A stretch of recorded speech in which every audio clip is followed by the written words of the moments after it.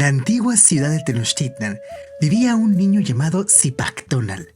Desde muy pequeño, Zipak Tonal había demostrado un gran interés por aprender sobre la cultura y las tradiciones de su pueblo. Su curiosidad lo llevaba a hacer preguntas constantemente y a buscar respuestas en los sabios y ancianos de la comunidad. Un día, mientras paseaba por el mercado de la ciudad, Zipak Tonal escuchó a un grupo de adultos hablar sobre algo llamado el Tonalpohualli. Este es un sistema complejo que involucra 260 días y que está lleno de símbolos y nombres. Zipak Tonal sintió un impulso inmediato de aprender más sobre esta cuenta y decidió acercarse a los sabios para pedirles ayuda.